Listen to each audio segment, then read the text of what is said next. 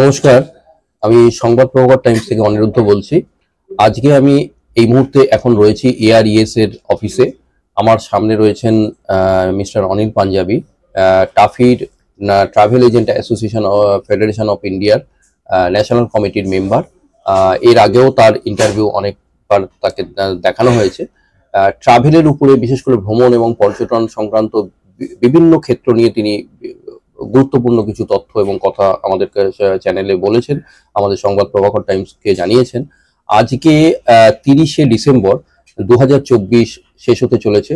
আগামীকাল বর্ষবরণ, পরশুদিন 1 তারিখ 2025 শুরু হচ্ছে। এবং এই বছরটা 2024-এ ট্রাভেল ওয়ার্ল্ডে আমাদের ভারতের পজিশন যথেষ্ট ভালো হয়েছে। সারা বিশ্বের মধ্যে 39 পজিশনে চলে এসছে। অনেক পিছনে ছিল, তার থেকে অনেক এগিয়ে এসছে। এবং এবারে 2025 মনে করা হচ্ছে আরো বেটার হবে। এবং আমাদের অ্যাভিয়েশন, বিমান পরিষেবা, আমাদের ভিসা, আমাদের আন্তর্জাতিক পর্যটন, আমাদের ডোমেস্টিক পর্যটন, এইসব ক্ষেত্রে কিরকম হবে তার একটা পুঙ্খানুপুঙ্খ একটা বিশ্লেষণাত্মক একটা কথা আমরা এই মুহূর্তে আমরা মিস্টার অনিল পাঞ্জাবির মুখ থেকে আমরা শুনে নেব। আসুন তাহলে ওনার কাছে যাই, ওনার কাছ থেকে শুনে নিই। এই যে করোনা ছিল 19 and 20 and 21st মার্চ, উপরে লোকে একটা মাইন্ডসেট চেঞ্জ হয়ে গেছে, ট্রাভেলিং অনেক বেড়ে গেছে। প্রত্যেক বছর আমি দেখছি 21, 22, 23, 24 চলে গেছে, ট্রাভেলিং এর গ্রাফিক অনেক বেশি। ডোমেস্টিক হয়, ইন্টারন্যাশনাল হয়, লোক ট্রাভেল করছে। Travel part of the essential লাইফে হয়ে গেছে। লোক স্পেশালি বেঙ্গল থেকে লোক ট্রাভেল করছে। Travelling is learning. আমি দেখতে পাচ্ছি কি অনেক লোক ট্রাভেল করছে, বছরে 3 বার 2 বার মিনিমাম ডোমেস্টিক যাচ্ছে, ইন্টারন্যাশনাল যাচ্ছে। তো 2025 দেখছি আরো ভালো হবে এভিয়েশন সেক্টর জন্য। এখানে অলরেডি জানুয়ারি যে 23, 24, 25, 26 লং উইকেন্ড আসছে, ওখানেই লোক ট্রাভেলিং এ প্ল্যানিং করে দিয়েছে। ফেব্রুয়ারি আবার দেখছে, মার্চ দেখছে। তো অল প্রত্যেক লোক যে যায় ও বেড়ে গেছে। ট্রাভেলিং অনেক আগে থেকে অনেক বেশি হয়ে গেছে। আর people love to travel, and as I said, travelling is learning. আমাদের এখানে কলকাতা থেকে নতুন নতুন কোন এয়ারলাইন কোম্পানি কি কিছু লঞ্চ করছে, এবারে স্টার্ট করছে, নাকি পুরনো যা ছিল তাই রয়েছে? কিছু তো 1-2 মাসে এসছে অনেক। ইন্ডিগো স্টার্ট করেছে direct Phuket flight, Malaysia start করেছে ডাইরেক্ট কুয়ালালামপুর ফ্লাইটস। অনেক এয়ারলাইন ক্যাপাসিটি বাড়িয়ে যাচ্ছে, কিন্তু একটা ফ্লাইট ছিল, দুটো হয়ে গেছে থাইল্যান্ডে। ডোমেস্টিকই অনেক বেড়ে যাচ্ছে, তো অলরাউন্ড বেড়ে যাচ্ছে। আর আমাদের গভর্নমেন্টে ট্রাভেল ফেডারেশন সব নিয়ে খুব চেষ্টা করে যাচ্ছে কি ইউরোপ ফ্লাইটস নিয়ে আসতে, স্পেশালি লন্ডন ফ্লাইটস আসতে। খুব আশা করছি কি 2025-এ যদি ফ্লাইট এসে যায়। হ্যাঁ, ইউরোপ ফ্লাইট কোনটা, মানে এখান থেকে লন্ডন? এখান থেকে লন্ডন আছে, এখান থেকে ডাইরেক্ট ইউরোপে প্যারিস ইয়া আমস্টারডাম ইয়া ইটালি যেতে পারে, ইয়া জার্মানি হতে পারে। তো সবই বিভিন্ন এয়ারলাইনকে ইনভাইট করা হয়েছে। তো পুরো প্ল্যানিং করা যাচ্ছে, পুরো হ্যাঁ দেখছে কি আছে, কি এয়ারলাইন পুরো গভর্নমেন্ট এখানে পুরো সুযোগ করছে, কি কি দরকার আছে আপনি স্টার্ট করুন। তো পজিটিভনেস আছে। এই গভর্নমেন্ট অনেক কাজ করছে ট্যুরিজম জন্য। গভর্নমেন্ট আশা করছে কি ইন্টারন্যাশনাল ফ্লাইট স্টার্ট হয়ে যাবে। আমাদের বেঙ্গল সামিট যে হয় প্রত্যেক বছরে, তো খুব কথা হয় নিয়ে কি ডাইরেক্ট ইউরোপ ফ্লাইট দরকার। তো ইন দ্য নেক্সট কামিং 2025 আশা করছি কি ডেফিনেটলি একটা তো ফ্লাইট হয়ে যাবে। তো ইটস এ গুড সাইন। লোক অনেক ট্রাভেল করছে, ইন্ডিয়াকে রেকগনাইজ করছে, ভিসা অনেক রিল্যাক্স হয়ে গেছে প্রত্যেক কান্ট্রিতে, ই ভিসা হয়ে যাচ্ছে। তো বিজনেস বাড়ছে, তো গুড সাইন আছে। স্টুডেন্টস যায় স্কুলে, স্টুডেন্টস সামার হলিডে গ্রুপ করে ঘুরতে যাচ্ছে। তো খুব সেগমেন্ট, অনেক সেগমেন্ট এখান থেকে ট্রাভেলিং হচ্ছে। তো এই এয়ারলাইনটা তো বললেন, এয়ারলাইনের বিষয়টা ক্লিয়ার হয়ে গেল যে নতুন ফ্লাইট যেটা রয়েছে, ইউরোপিয়ান ফ্লাইট চালু হতে পারে, একটা প্রবাবলি একটা সম্ভাবনা রয়েছে। এইবারে যেটা আরেকটা গুরুত্বপূর্ণ দিক, সেটা হচ্ছে ভিসা। এই ভিসা নিয়ে দেখা যাচ্ছে যে অনেক ট্রাভেল এজেন্সি অনেক রকম মানে মানে জাল ভিসা দিচ্ছে, জাল ভিসা ইয়ে করছে। এই জায়গাটায় মানুষ কি করে বুঝবে যে অনলাইনে অনেকে ভিসা করার জন্য টাকা নিচ্ছে, এবার অনেকে পেমেন্টও করে দিচ্ছে, কিন্তু তারপরে দেখা যাচ্ছে সেই ভিসাগুলো জাল। এবং আজকের খবরের কাগজেও সেইগুলো বেরিয়েছে, একটা খবর বেরিয়েছে। তো এই জায়গাগুলোকে কিভাবে আটকানো যায়, কি মনে করেন? কি আছে নাকি যে ট্রাভেলার আছে ও গুগল গিয়ে ওয়েবসাইটে গিয়ে নিজে সার্চ করে দেখছে আর নিজে চেষ্টা করে ভিসাটা করে দিতে হচ্ছে। হ্যাঁ, তো এটা আমাদের থেকে পার্টিকে বলতে হবে কি আপনাকে একটু সাবধান হতে হবে। যে কোনো ওয়েবসাইটে গিয়ে আপনি যদি এনরোল করে রেজিস্টার করে আপনি যদি আপনার পুরো ডিটেল দিয়ে দেবেন, তো ওখানে ভিসা যদি না পান প্লাস আপনার সব ডিটেল চলে যায়, ক্রেডিট কার্ডের ফিজে নাম্বার চলে যায়, তো আপনার প্রবলেম হতে পারে। তো আপনাকে ডিল করতে হবে বোনাফাইড ওয়েবসাইট থেকে আর বোনাফাইড এজেন্টস হবে। এই জন্য বলি কি আপনাকে অনলাইন এজেন্ট সঙ্গে কথা বলতে और रिलायबिलिटी আপনি পাবেন কি আপনি হ্যাঁ এই এজেন্ট জানেন, এই এজেন্ট আইটা আছে, এই এজেন্ট ওর মধ্যে টাফি মেম্বার আছে। তো আমাদের দায়িত্ব হয়ে যায় কি এজেন্টে যদি কিছু হয় তো আপনার কাস্টমারকে কিছু প্রবলেম না হয়। আচ্ছা, এইটা জানবে কি করে, যে সাধারণ মানুষ জানবে কি করে যে আমি একটা জায়গায় যাব, ইউরোপ ট্যুর করবো, আমি একাই যাব বা আমার ফ্যামিলি নিয়ে যাব, আমি কোনো ট্রাভেল এজেন্সির সঙ্গে যাব না, আমি নিজে ভিসা করব। এবার এই ভিসা করতে গেলে তাকে কোথায় যেতে হবে, কোন জায়গায় কি করে জানবে সে? হ্যাঁ, আপনাকে এটা করতে হবে কি হ্যাঁ আপনি জানতে হবে কি আপনি যদি ভিসা পেয়ে যান আর যে ওয়েবসাইট থেকে আপনি প্রিন্ট আউট বেরিয়ে দেখিয়ে দেয়, আপনাকে ভেরিফাই করতে হবে এয়ারলাইন সঙ্গে। এয়ারলাইন সঙ্গে দেখতে হবে আর যে কোনো এজেন্ট সঙ্গে আপনাকে ভেরিফাই করতে হবে। যদি ভেরিফাই হয়ে যায় কি জাল আছে তো কিছু করার নেই, টাকা তো চলে গেছে, টিকিটে চলে গেছে, পুরো নোকসান হয়ে গেছে।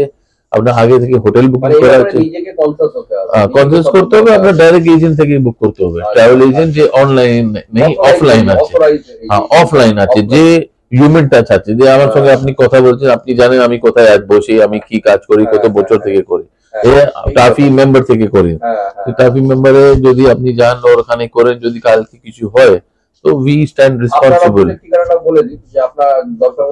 হ্যাঁ যদি হয় তো আমাদের অফিস তো পার্ক স্ট্রিটে আছে, 20G পার্ক স্ট্রিট, কোম্পানি নাম RS ট্রাভেলস প্রাইভেট লিমিটেড আছে, আর এখানে সব ভিসা হয় और सब কিছু।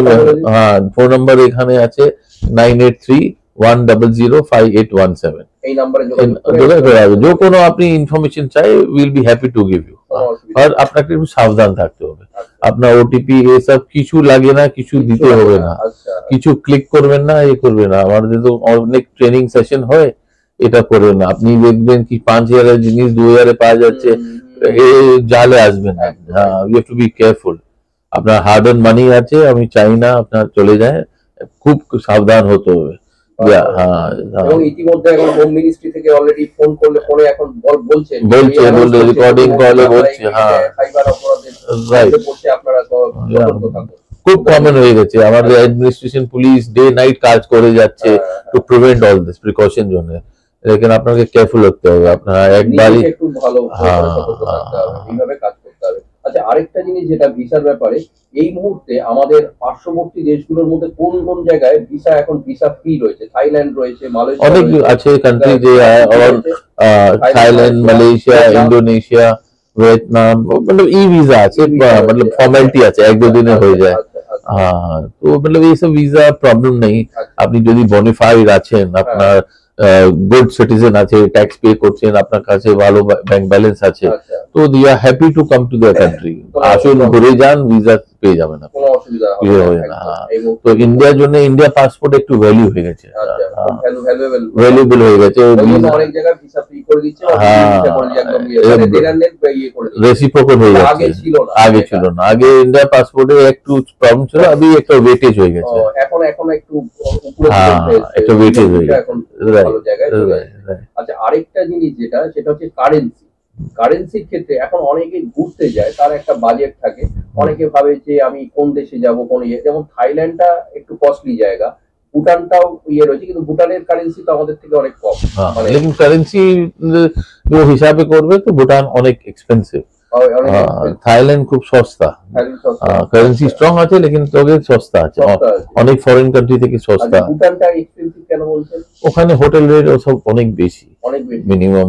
ওখানে তো পুরো ওয়ার্ল্ড থেকে টুরিস্ট যায় তো রেটটা অনেক বেশি, একটু ট্যাক্স আছে আচ্ছা, সব মিলিয়ে মিশিয়ে অনেক কম্পেয়ার টু থাইল্যান্ড ভুটান অনেক ভুটান বেশি। অনেক কস্টলি জায়গা। আচ্ছা আচ্ছা। থাইল্যান্ড তো দিল্লি থেকে সস্তা আছে। তাই নাকি? দিল্লি থেকেও সস্তা? সো থাইল্যান্ড তো অল টাইম ফেভারিট থাকে, রিপিট ডেস্টিনেশন আছে, অনেক যায়। আর আর এছাড়া যেমন অন্যান্য কারেন্সির দিক থেকে যে ভিয়েতনাম আমাদের থেকে নিচে আছে, রাশিয়া রয়েছে, কাজাকিস্তান রয়েছে, আর ইন্দোনেশিয়া রয়েছে।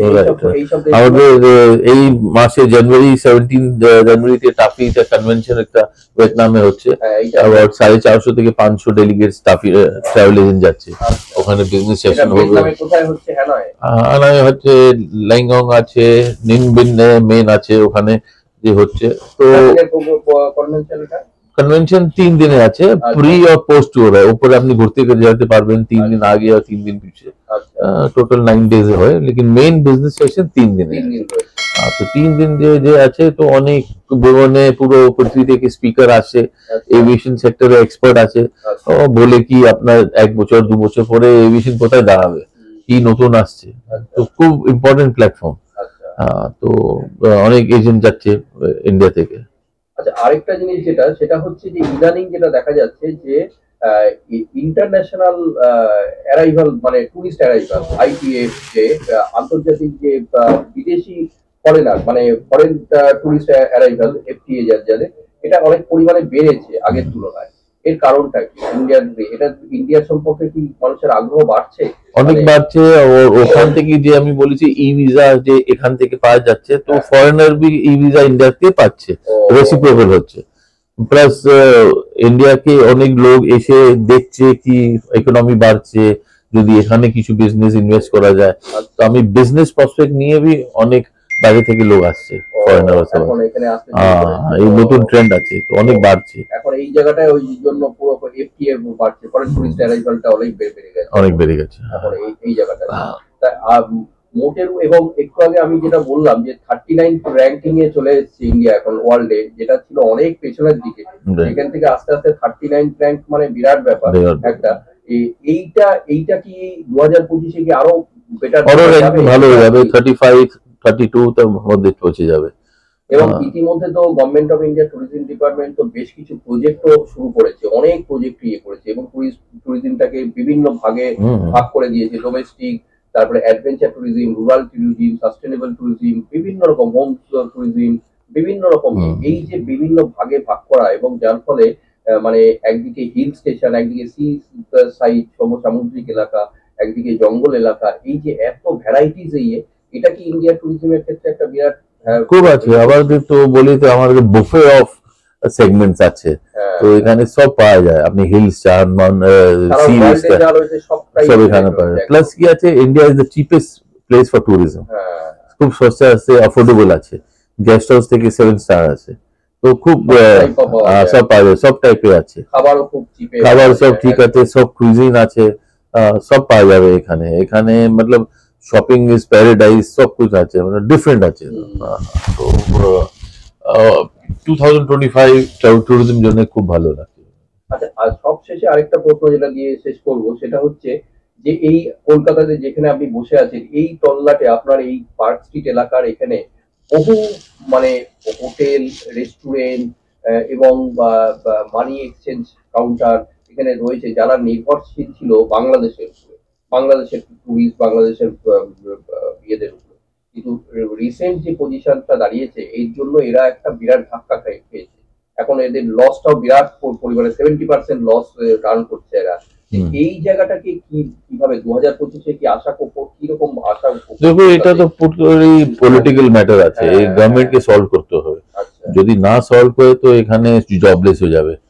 অলরেডি এখানে হোটেল খালি যাচ্ছে, মানি চেঞ্জের কাজ নেই, আর দোকানদার নিউ মার্কেটে প্রত্যেক 75-80% পড়ে গেছে। তো শকিং আছে যে কোভিড টাইম যে প্রবলেম ছিল এর থেকে বেশি আছে। রাস্তা খুলতে হবে এখন, খুলতে হবে, গভর্নমেন্টকে দেখতে হবে কি বিজনেসকে ইফেক্ট না করে। Business is nothing to do with politics. So I think government seriously দেখছে, আমি হোপফুল আছে কি বাই জানুয়ারি কিছু গুড নিউজ আসবে। মোটের উপর 2025 একটা ভালো, হ্যাঁ, for aviation and for everything looking good. Thank you.